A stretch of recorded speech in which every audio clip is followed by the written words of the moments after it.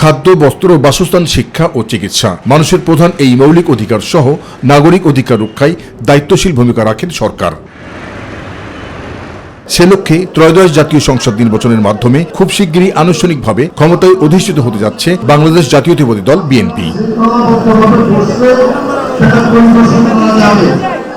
তাই নতুন সরকারের প্রতি সাধারণ মানুষের প্রত্যাশা, জুলাই পরবর্তী নতুন বাংলাদেশ বিনির্মাণে বিএনপি সরকার রাখবেন যথাযথ ভূমিকা।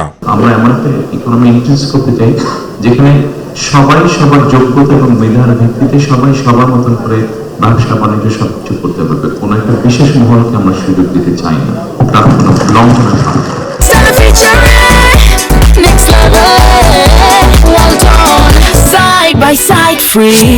দেশে শান্তি ও শৃঙ্খলা বজায় রাখতে নতুন সরকারকে সর্বোচ্চ গুরুত্ব দেওয়াটাও জরুরি বলে মনে করেন কেউ কেউ।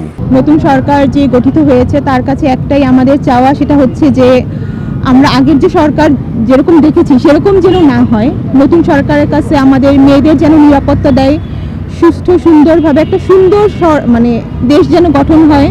দেশটাকে আমার মনে হয় যে আমরা আরো উন্নতভাবে দেখব, কারণ আমাদের নতুন সরকার তিনি তার যে কন্যা জাইমা রহমান, ব্যারিস্টার জাইমা রহমান, উনি নারীদেরকে নিয়ে খুব বেশি সচেতন আমরা যা দেখেছি। আর জাইমা রহমান নিজেও একজন খুব সাকসেসফুল একজন নারী।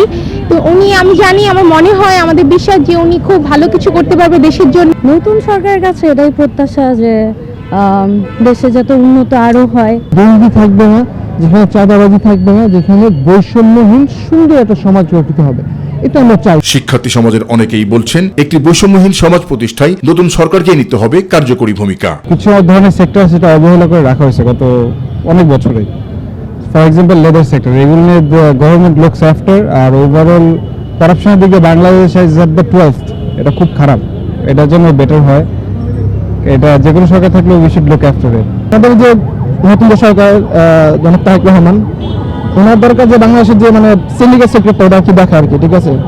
কারণ বাংলাদেশের সিন্ডিকেটের কারণে অনেক ব্যবসায়ীরা কিন্তু ধ্বংসের পথে আর কি, যা দেখতেছি, ঠিক আছে? আর আমরা যারা ইয়ং জেনারেশন আছি তাদের কিন্তু দেখা দরকার। ইনশাআল্লাহ তাদেরকে যদি দেখে ইনশাআল্লাহ আমাদের কাজটা আরো আগে বাড়বে।